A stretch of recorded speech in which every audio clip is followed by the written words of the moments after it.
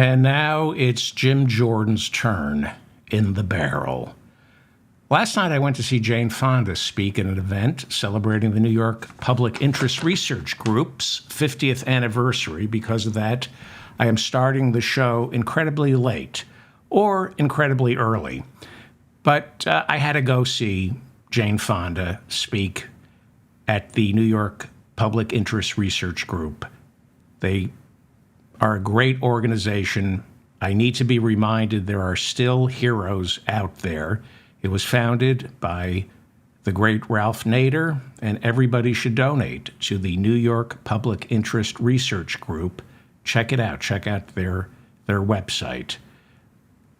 We all need heroes, and there are plenty out there. A lot of young heroes out there as well. As I said, it is now Jim Jordan's turn in the barrel. On Friday, House Judiciary Chairman Jim Jordan, who went to law school, but oddly enough, failed the bar exam, and because of that, he never got to work as an attorney because Jim Jordan failed the bar exam.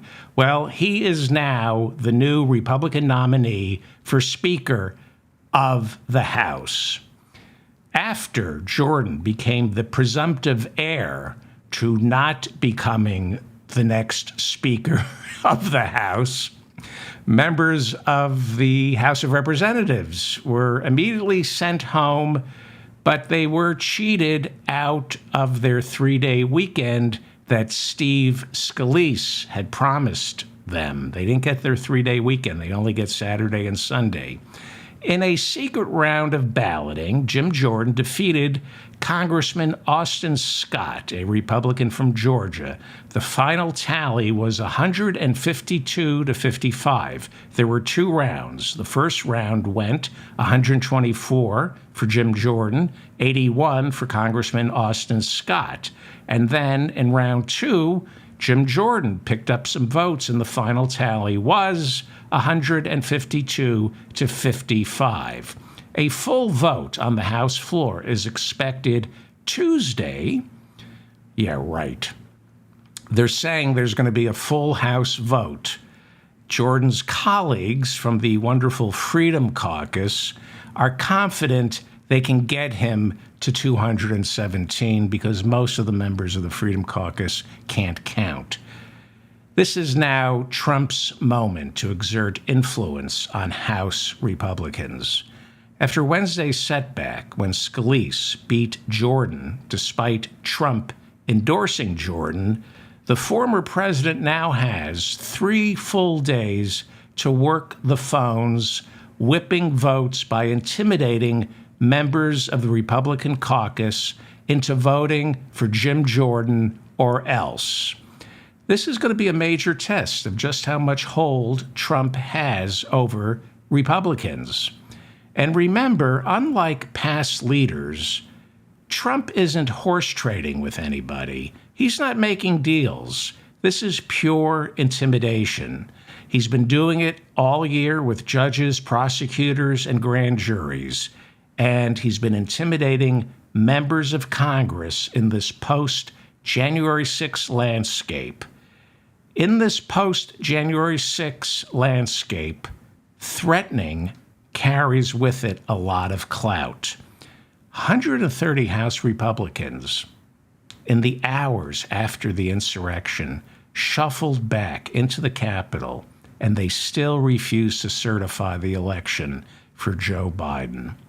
Many House Republicans quietly admit that they are terrified of going up against Trump because they fear for their physical safety.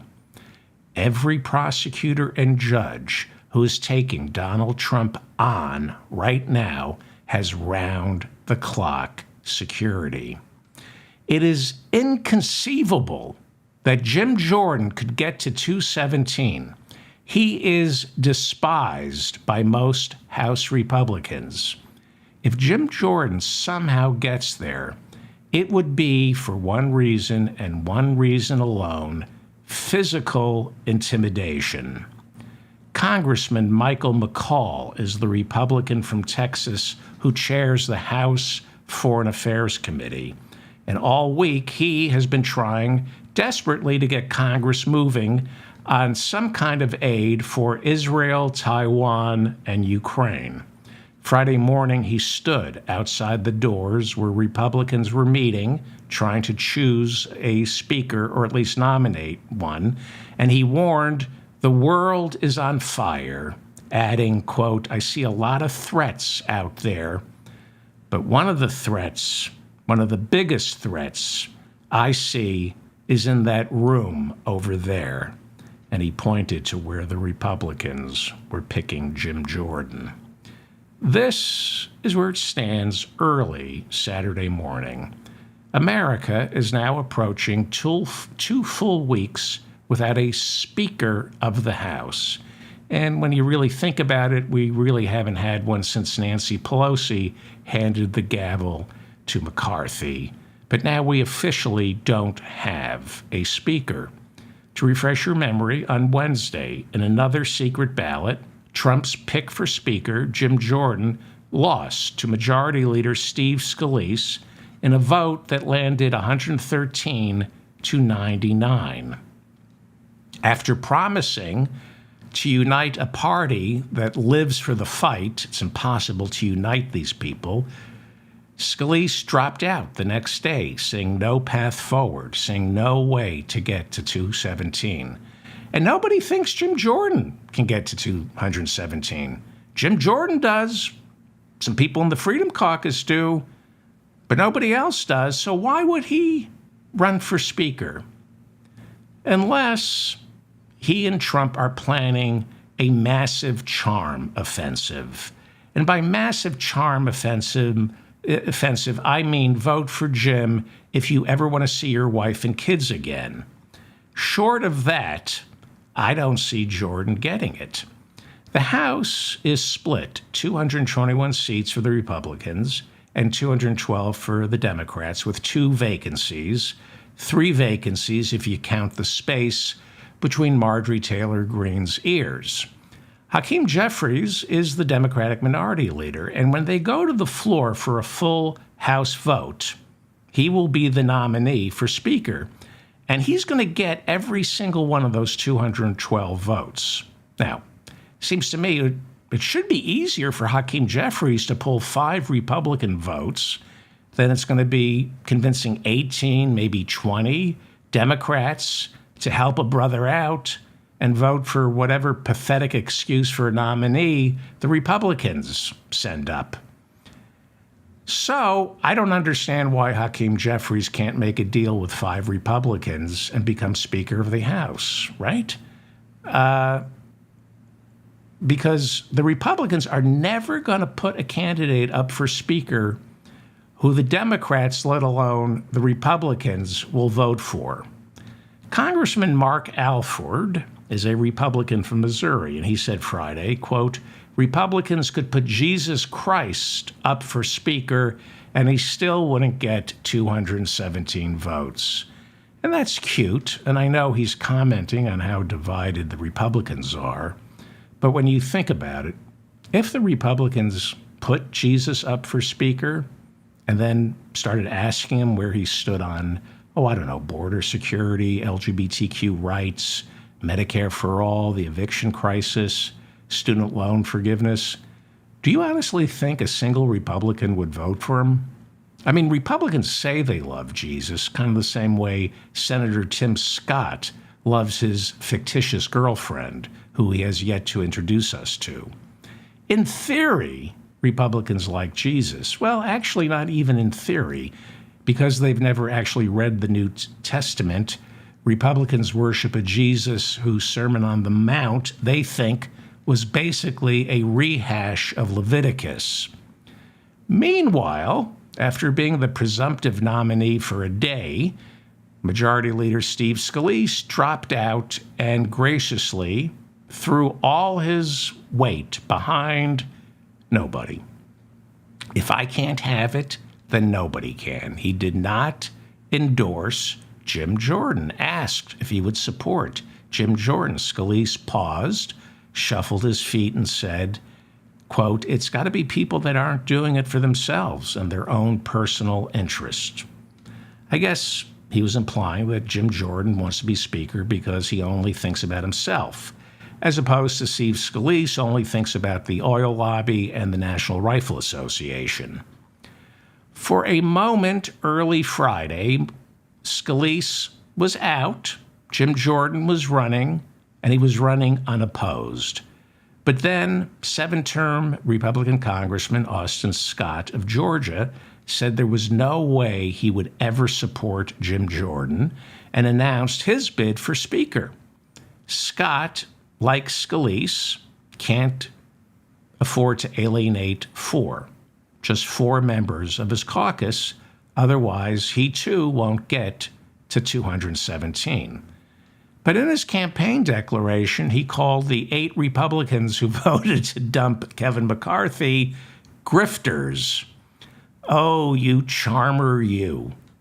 Although, who knows? These are Republicans. Maybe they think being called a grifter is a compliment. By the way, McCarthy returned the favor of Austin Scott's support for him by supporting Jim Jordan. Scott is a trusted member of Congress who keeps his head down and does the work without drawing attention to himself, which normally would make him an attractive candidate. He serves on both the House Intelligence Committee as well as the Armed Services Committee. Those are weighty assignments. In his pitch to his colleagues, he warned, Republicans are starting to look like a bunch of idiots. Starting? Where have you been for the past 4 decades? He ended up with 88 votes in the first round, then only 55 in the second round. So Jordan, to his credit, picked up some steam. He got 152 votes in the second round. That means he's only got to find 65 more votes between now and Tuesday. And again, I would say there's no path for him. But never underestimate the power of Jim Jordan and Donald Trump waving a baseball bat at your wife's head. And I'm serious. Never underestimate the power of Jim Jordan and Donald Trump waving a baseball bat at your wife's head. Donald Trump became president in 2017. By 2019, there was a mass exodus from Washington of moderate Republicans. Now, I am not making this up. When you ask why these moderate Republicans quit, the number one reason was they feared for their physical safety. And 2 years later, on January 6, they were proven right. Look, pay attention to this, because if Jim Jordan becomes Speaker, it's only because of sheer brute force. Jim Jordan was on the phone with Trump throughout the day on January 6, before the insurrection and after. He refused the subpoena and wouldn't testify before the January 6th committee and tell them what he knew. Jordan, like Trump, doesn't have any policy positions. He's a wrecking ball. He wants to destroy things and accrue power. On paper, Jim Jordan doesn't stand a chance. But on paper, neither did Trump. On paper, Republicans would accept the results of an election. So the full floor vote is expected Tuesday. On paper, it's never going to happen. But most of the members of the Freedom Caucus are confident they can get Jim to 217. And Jim Jordan is one of the founders of the Freedom Caucus. They started in 2015. These are the MAGA Republicans in the House. These are Donald Trump's brown shirts. I'm not being cute here. You saw the way Trump behaved in front of the courtroom last week in New York City. Next week, with Jim Jordan as the nominee, this will be another test of our democracy, because if Jim Jordan gets to be Speaker, it's only because Donald Trump owns the entire Republican Party. The good news is, if he owns it, that means it will very quickly go belly up. Keep an eye next week. Keep an eye on Congressman Don Bacon. He's a Republican from Nebraska. Keep an eye on him if Jim Jordan makes it to Speaker, and pay attention to how Don Bacon voted, because on Friday he warned that a vote for Jim Jordan is rewarding bad behavior.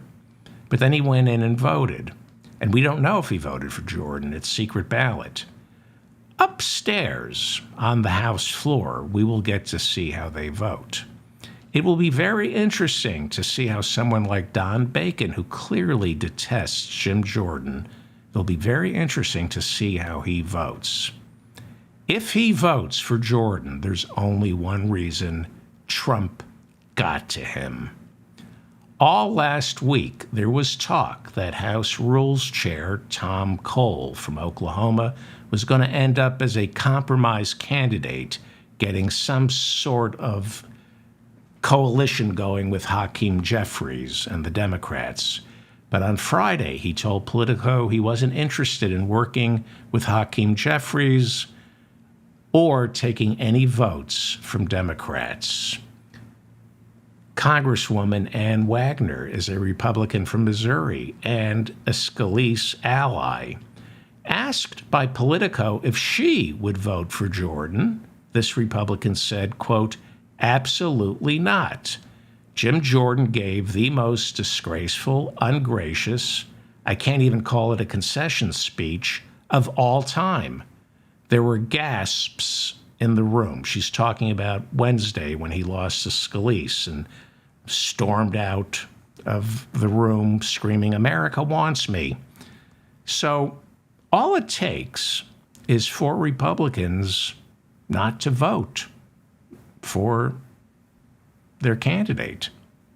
Well, there's one. If Jim Jordan takes it upstairs for a full vote, supposedly that's one vote against him. So keep an eye on her. If she votes for Jim Jordan, it's for one reason: intimidation, thuggery. Then there is this woman, Democrat Tammy Wilson, who is challenging Jim Jordan in his 4th congressional district. She is saying what I said last week when I said that I hoped Jim Jordan became a nominee because the national scrutiny would destroy him. He's got a lot of secrets that he's kept sub rosa in Ohio. On Friday, she said, quote, "All this national attention will expose Jim Jordan." She went on to say the entire world will now see Jim Jordan's true, pathetic colors broadcast on the news every single day. Like I said, in Washington, everybody rises to their highest level of corruption. She went on to say everyone is going to know Jordan covered up rape at Ohio State University. Everyone is going to know he defied a January 6th subpoena for over 500 days and deserves to be in handcuffs rather than in a speaker's chair. That's great to hear. But then again, Jim Jordan is Trump's pick. So all these allegations leveled against Jim Jordan, if they were leveled against Trump, Trump would consider that a light day, right? Covering up a rape scandal? Oh my. Donald Trump is a convicted rapist. The jury said he raped E. Jean Carroll. And that gave him a 5-point bump in the polls among likely Republican voters. So this is uncharted territory. It will be fascinating to see how Jordan gets 217 votes.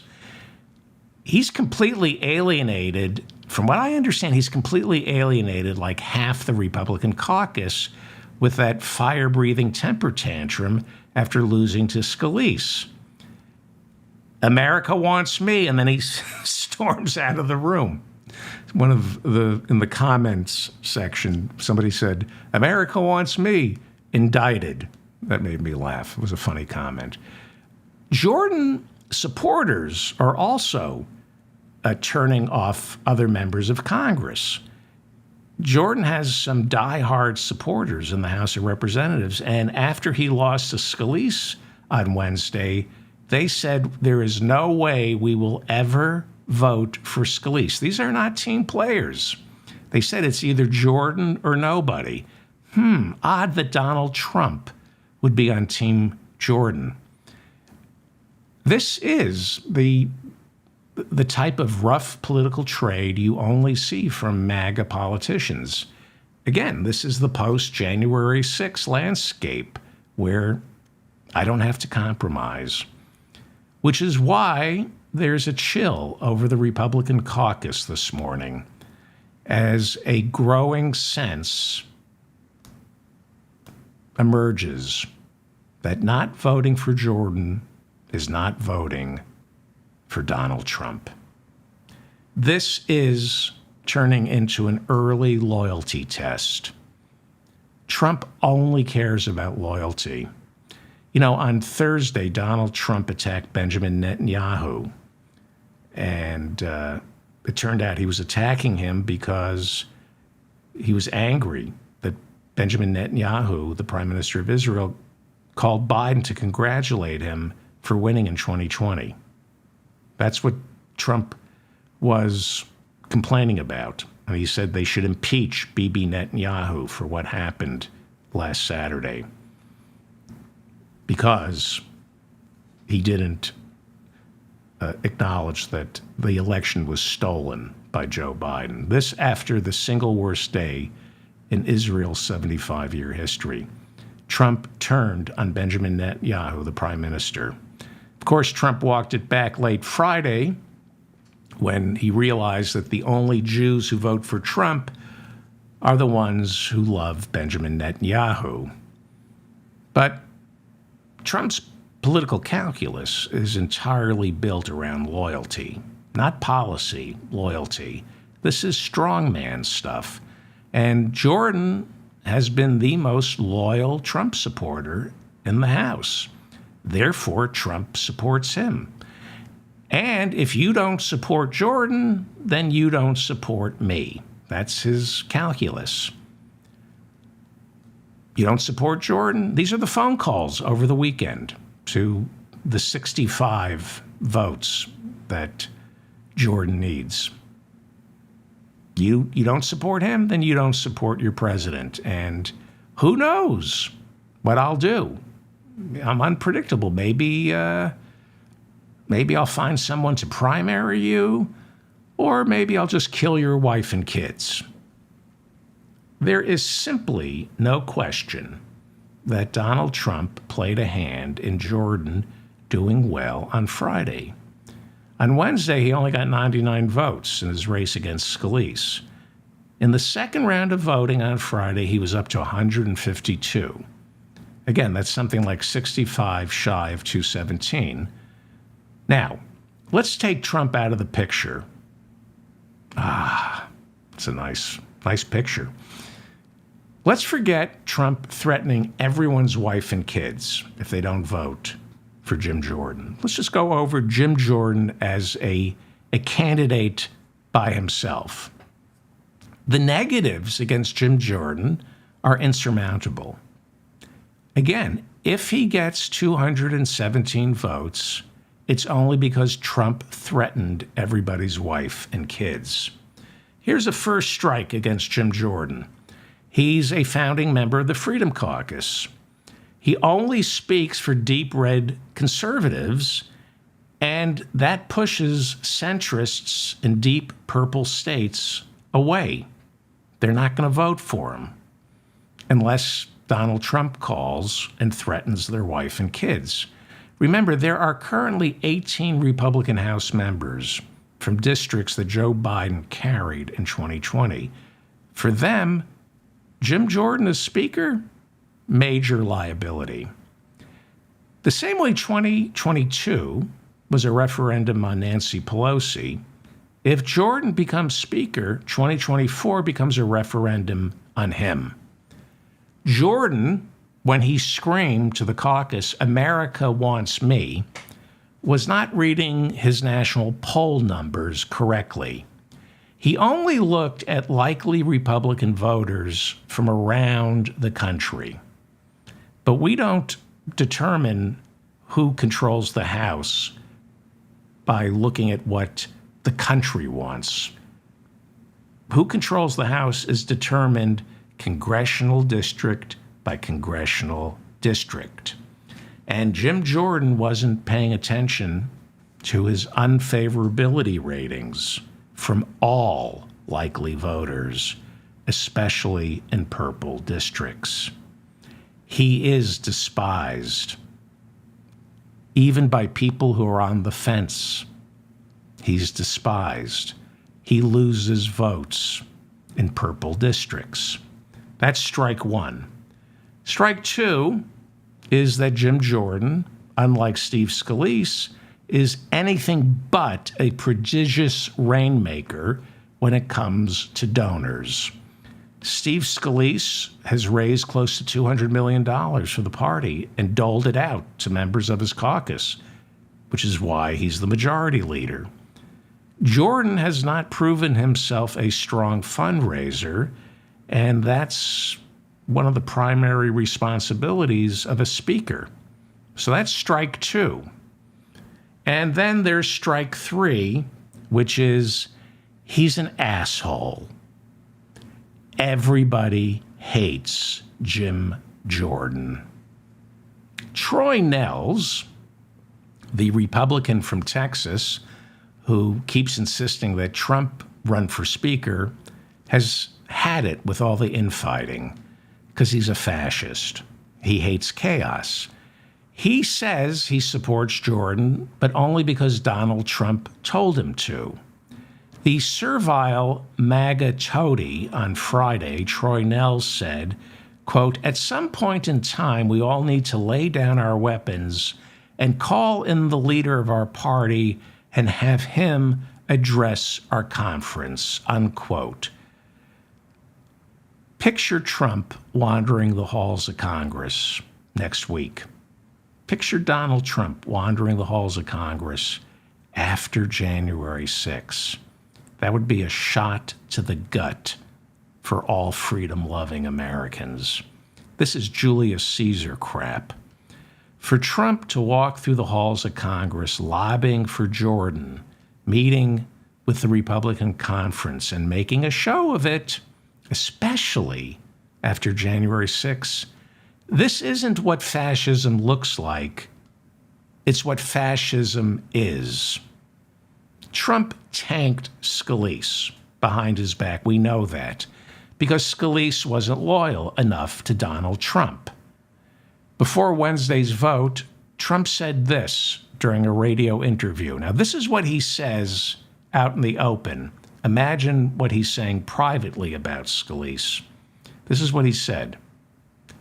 Quote, "Well, I like Steve Scalise. I like both Jim Jordan and Scalise very much. But the problem, Steve is a man that is in serious trouble from the standpoint of his cancer," unquote.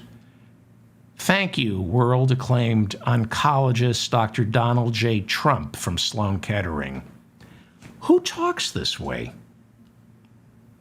Well, that's what he said publicly. Imagine what he's saying about Scalise in private. Jim Jordan was nominated Friday because he's a whiny little brat. There are reports that a lot of moderate Republicans said, just give it to him so he shuts up. We are now hearing that moderate Republicans privately suggested before Friday's vote, let's grant Jim Jordan his wish so he finally goes away. Go ahead. Let's give him the nomination. Let him be king for a day, just like Scalise, so he can finally discover how divisive he truly is.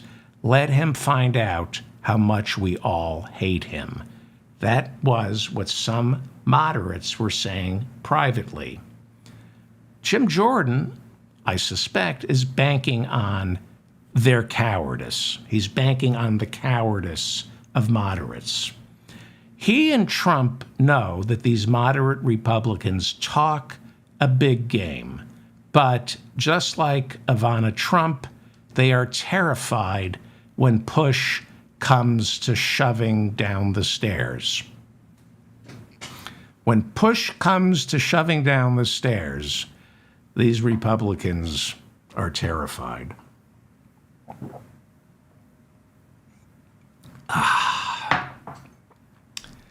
Before Friday's vote, the caucus voted on a rules package to determine how they were going to proceed on getting their nominee up to the House floor for a full vote. Now, the Republicans are cowards, so they voted to keep the balloting secret. Now, Jim Jordan didn't want a secret ballot because with a secret ballot, there's no intimidation factor. There's no price to pay if your vote is secret. So here is where I think Jim Jordan's confidence stems from. He knows that he was nominated on a secret ballot, and there were about 65 people who didn't vote for him secretly. But he knows that when it comes to a full vote on the House floor, it's full transparency. And with full transparency, these moderate Republicans aren't so principled. Suddenly, when their vote is recorded and Donald Trump is watching, they're going to get in line and vote for Jim Jordan. At least that's what Jim Jordan and Donald Trump are banking on. So I'm going to assume Jim Jordan will take the vote up to the House floor, maybe Tuesday, maybe Wednesday, even if he's shy of 217 votes. I suspect he'll even go a couple of rounds like Kevin McCarthy did, because that will be a test of loyalty to Donald Trump. You got to remember, Trump was whipping votes for McCarthy. When McCarthy won, the first person he thanked was Mein Fuhrer. And so this is what Donald Trump lives for. He likes a show. Jim Jordan will give him one. And I think we will see Jim Jordan go upstairs and go 15, 20 rounds like McCarthy did, because it will make Donald Trump feel good. That's what I think. Former Speaker Kevin McCarthy endorsed Jim Jordan before Friday's vote, and that was no surprise because he and Steve Scalise have despised each other ever since Speaker Paul Ryan quit in 2018. And both Scalise and McCarthy thought they were Ryan's rightful heir. As I talked about yesterday, McCarthy froze Scalise out of the inner circle during McCarthy's brief reign as Speaker, even though Scalise held the number 2 spot. There's no love lost between those two. McCarthy started the week intimating that he would be open to getting nominated. But by late Thursday evening, he was turning down offers. He said, "Don't put my name in the hat." While McCarthy is set to be cheered by Scalise's short half-life, he is reportedly pessimistic about Republicans keeping the House in 2024. Now, it's important to remember that Republicans were expecting a much bigger majority after last year's midterms, but it never materialized. They only have a 5-vote majority, and there are 12 seats in the House right now that are being redrawn by the courts. And most of those seats will end up favoring Democrats. Alabama, for example, just had their map redrawn, and it pretty much now guarantees their congressional delegation will go from 1 Democrat to 2. McCarthy held a press conference on Tuesday demanding Congress take action to help Israel. He was hoping Republicans would rally around him for the sake of Israel, but it turns out the caucus despises Kevin McCarthy even more than Hamas. Now, McCarthy is insisting that acting Speaker Patrick McHenry, he's insisting that McHenry has the power right now to convene and get an aid package for Israel passed immediately, because there really are no rules. You can change the rules as you go along. Acting Speaker Patrick McHenry is a Republican from North Carolina. He has spent the past 2 weeks insisting he's a placeholder and isn't interested in the job. McCarthy picked him as his replacement precisely because McHenry is ineffectual. And McHenry knows that. He wears a bow tie. He knows he's weak. But as the situation deteriorated, on Thursday, McHenry's lack of naked ambition started to seem attractive to some, and he was floated as the more attractive, less divisive choice for Speaker than Jim Jordan. But by late Thursday, McHenry said he wouldn't rule the job out, but he didn't actively campaign for it, and his name didn't come up on Friday. I would think Trump might get behind him if Jordan somehow doesn't win, because this guy would never stand up to Donald Trump. Look at him. Supposedly, the Problem Solvers Caucus is working the phones and talking to one another because they like to solve problems. Congressman David Joyce is a Republican for Ohio, and he's a problem solver. And his solution to this problem is electing McHenry Speaker for 90 days. Well, if you wanted a Speaker for 90 days, they should have gone with Scalise, because according to Dr. Donald Trump, that's all the time he has left. Matt Gaetz perceives McHenry as a McCarthy surrogate, so he McHates the idea. Joyce said he is hashing out the plan with the House parliamentarian, because that's what problem solvers do. They talk to the parliamentarian for hours and convince themselves they're making great headway because they are problem solvers. Josh Gottheimer, Jared Golden, and Susie Lee are also problem solvers. They're Democratic Party problem solvers. They work with the Republican problem solvers to solve problems by killing every piece of progressive legislation that's introduced. But they see a new problem. So on Friday, they sent a letter to the acting speaker to get Congress to approve a resolution that will extend the continuing resolution all the way up until January 11th, 2024. Got it? Now, we were supposed to have a 2024 budget passed by October 1st. During Wednesday's candidate forum, Steve Scalise and Jim Jordan both admitted individually and separately that if they were elected Speaker, there would be no way they could get a budget passed by November 17th, when the continuing resolution runs out. So the problem solvers can't fix any problems that are going on right now, but they can see a problem over the horizon, and that is extend the current continuing resolution until January 11th, which means we will go 4 months without a budget. And I feel bad because this morning's show was 3 hours late. Did they go see Jane Fonda? Has Congress gone to hear Jane Fonda speak? No, they don't have an excuse. And I was only delayed 4 hours. They're delayed 4 months. This is the mop-up for October 14th, 2023. If you're a fan of comedy, I'll be in Bogota, New Jersey tonight, playing the Restless Leg Syndrome Motel. 6 shows tonight, 5 tomorrow. The Restless Leg Syndrome Motel on Stagnetti Boulevard.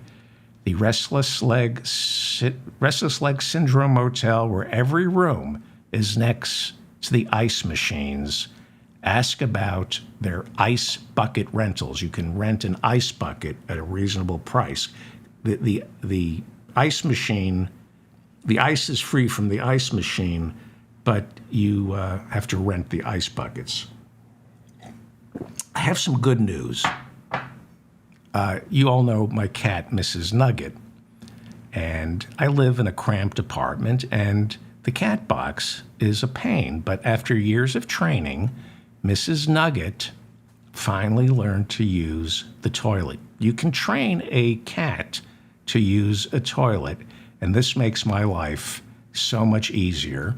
Look at her. I am so proud of Mrs. Nugget. And here she is trying to flush the litter down the toilet. I read about this in a book. She's flushing the litter down the toilet. What you do, if you fill the toilet with cat litter. So we've been doing this happened like 4 hours ago. You just pour kitty litter into the toilet, and I guess eventually you flush the litter down when she's done. I guess. I'll let you know tomorrow.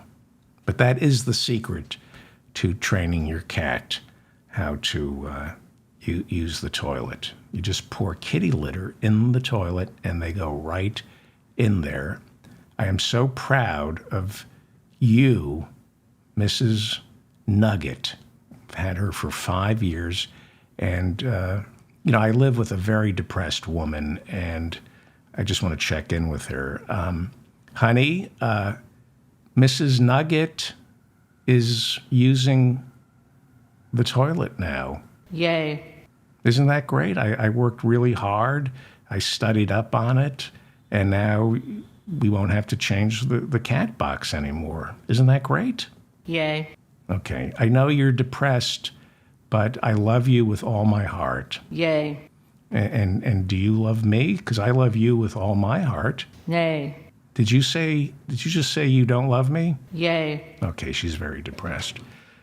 Ruby Freeman and Shay Moss are the two Georgia election officials who sued Rudy Giuliani for defamation after his accusations that they stuffed ballots for Joe Biden forced them into hiding. Well, they won their case this summer when Rudy forfeited by refusing to turn over evidence. U.S. District Court Judge Beryl Howell, she's the judge in the case, she ruled Friday that the jury will be notified that Rudy defied repeated court orders by hiding assets, making it impossible to calculate the damages he owes. Does anybody think he has any money left? He's going to be, he's got to go to prison just for a place to sleep. Michael Cohen, Trump's former lawyer, who is now a witness for the prosecution in the New York State fraud trial, was expected to testify next week. He was going to be the star witness. But late Friday, he announced that he must postpone his testimony due to a mysterious medical condition. Cohen, earlier in the week, expressed concern for his physical safety as Trump's intimidation multiplied.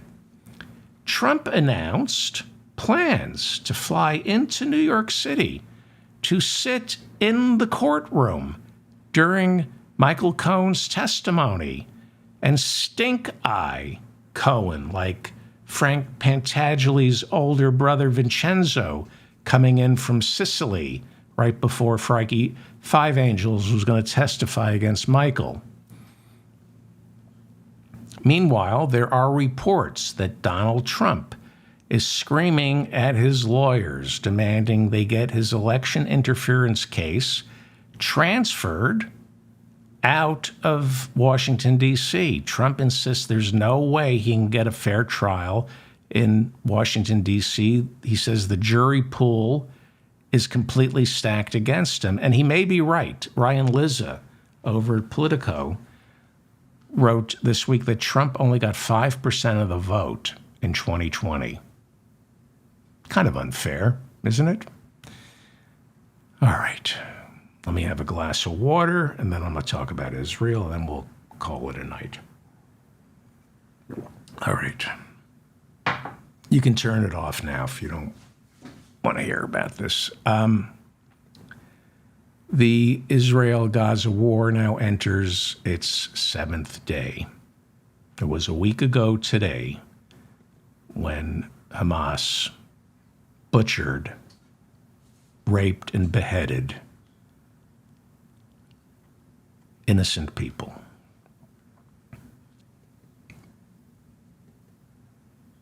"1,000 Jews protested outside Senate Majority Leader Chuck Schumer's New York City home, demanding that he urge a ceasefire during next week's trip to Israel.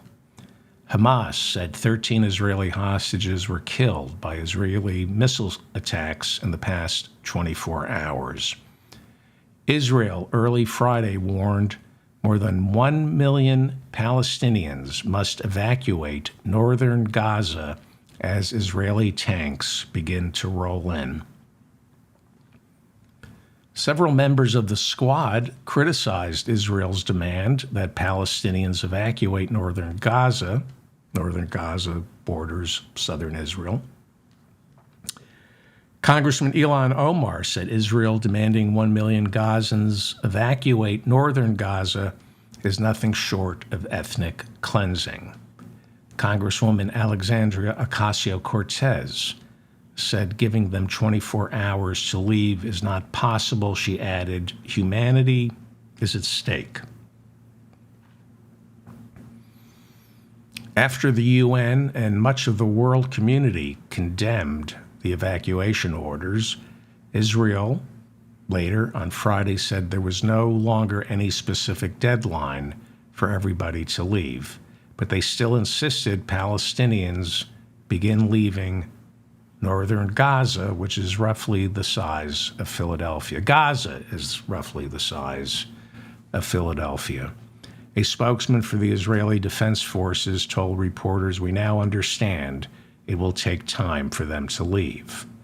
But Hamas told residents not to flee, accusing Israel of engaging in psychological warfare. Hamas uses hospitals, mosques, ambulances, nurseries, and apartments, and the people who are in those facilities, that Hamas uses them as human shields. They know Israeli soldiers are less likely to attack for fear of killing innocent people.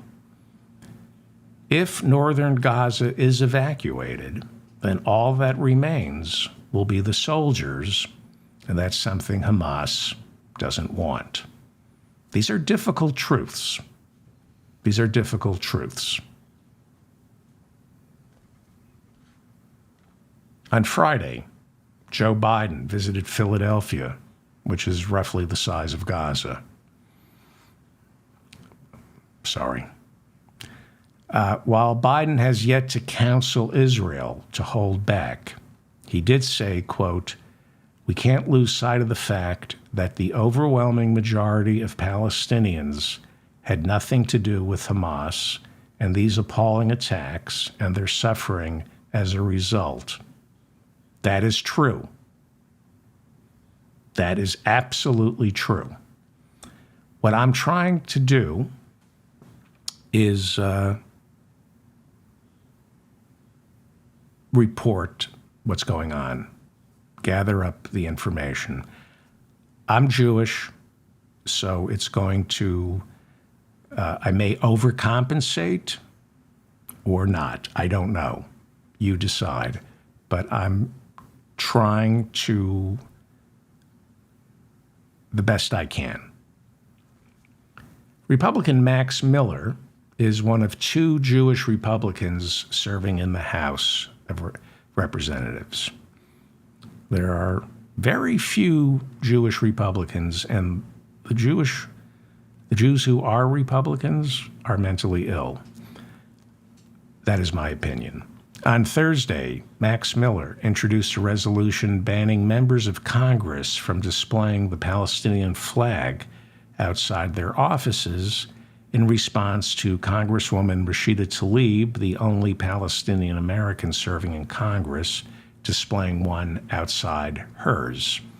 Right? It's all about cancel culture and freedom of speech with these Republicans, unless, they see a flag they don't like. That's Max Miller from Ohio, first term. Used to work in the Trump White House. Stephanie Grisham, Donald Trump's White House press spokesperson, said she dated Max Miller while the two of them worked in the Oval Office. Grisham said Congressman Max Miller was physically violent with her. Miller then sued her for defamation, but withdrew the lawsuit in August. Long history of bad behavior with Congressman Max Miller. That's why Trump hired him, and that's why Donald Trump endorsed him when he ran for Congress.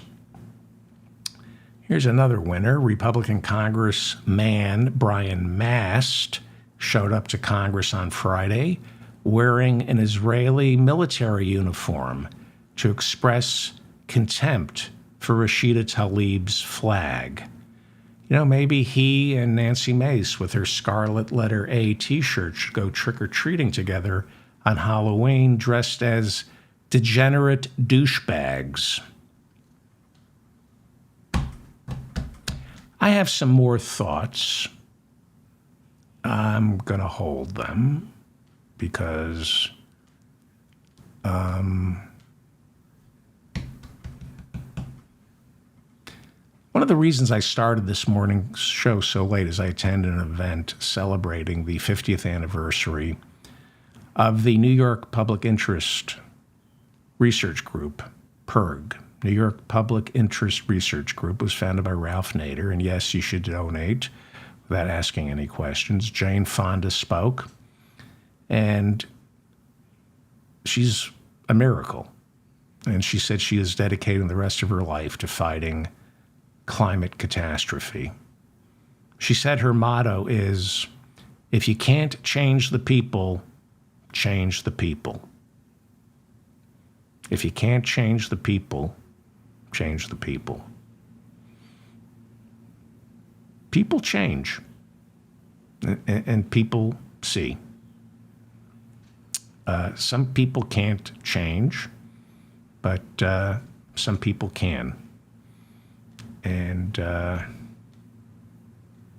there are some great people out there, and Jane Fonda is one of them.